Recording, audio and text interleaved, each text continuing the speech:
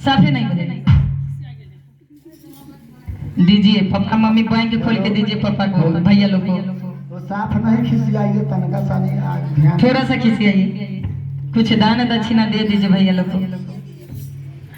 तो कहना है क्या कि मुनि बाबा यही सुन बबुआ ज्ञानी हुई है और दानी हुई है हो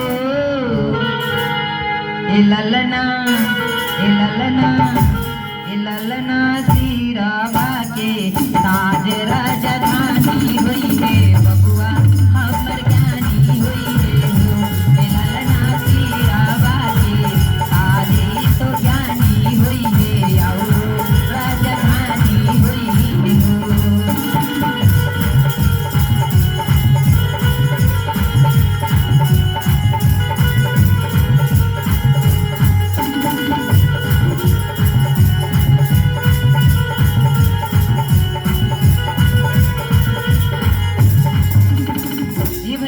बबुआ देखी में जानते कैसा लग रहा है, बड़ी सुंदर। कैसा बताएं कि सर पे काले काले बाल हो लीला बहाके, सर पे काले काले बाल हो लीला बहाके,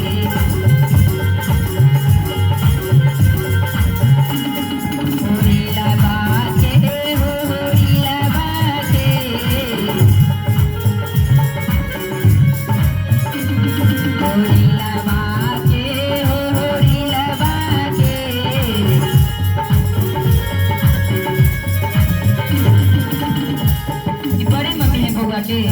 इसलिए पीछे छूटे हुए हैं कि कहीं हमको देना पड़ जाएगा। ओ दे दिए, तो वो जो दिए ना वो दान में दिए बड़ी मम्मी, वो जो है आप भगवान के दान में दिए हैं। लेकिन अभी जो हो रहा है सोहर, तो इस सोहर में मोहर लगते हैं, यानी बबुआ के खुशी में दक्षिणा देना होता है। तो और क्या कहना है, होरी लवा के होरी लवा के,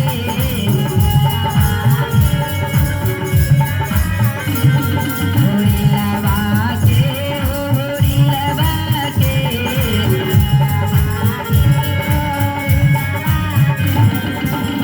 कि सर पे काले काले बाल हो होरी लवा के, सर पे काले काले बाल हो होरी लवा के।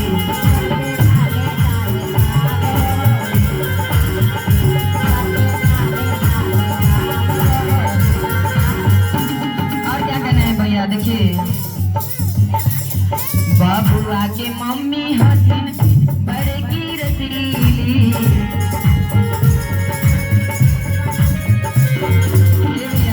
बबुआ के मम्मी के छोड़ देते हैं। बबुआ के फुआ हथिन बड़े की रसीली,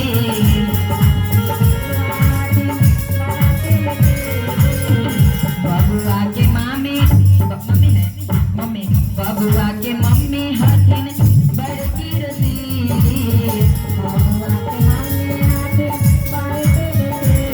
यानी बबुआ के मम्मी और फुआ दोनों को यही फुआ। अरे बाप रे भैया, देखिए फुआ जी को, वाह ये देखने में कितना सुंदर है। देखिए बबुआ के फुआ छथिन बड़े की रसीली,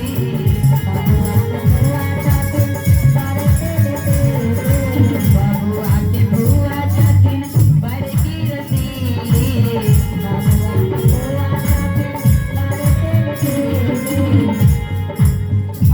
भैया पाउडर लिपस्टिक मारतीन ई होती लेती,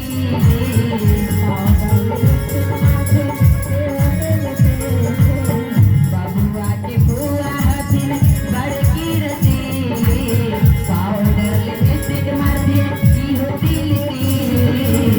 और जते कि फूफा हो मेरा आवाज हो होरी लवा के, फूफा हो मेरा आवाज हो होरी लवा के, फूफा हो मेरा आवाज हो होरी लवा के, फूफा हो मेरा आवाज हो होरी लवा के, होरी लवा के।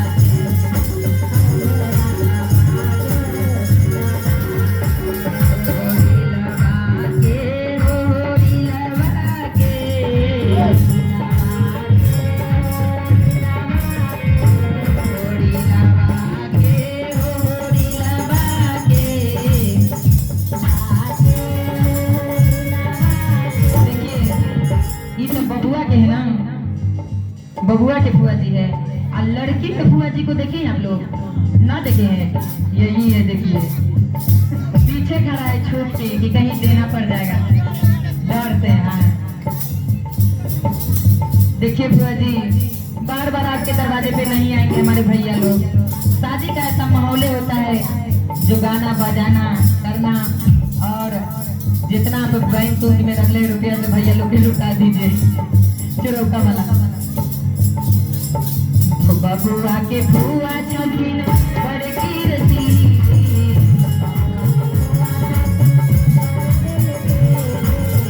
बबुआ के फुआ छथिन बड़की रसीली,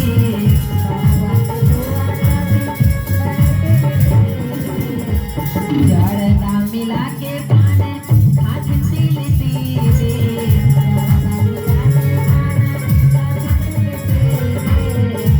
लड़की के फुआ छथिन बड़की रसीली, जरदा मिला के पाने खाथिन तिली तिली। और कि फूफा हवे रंगबाज हो,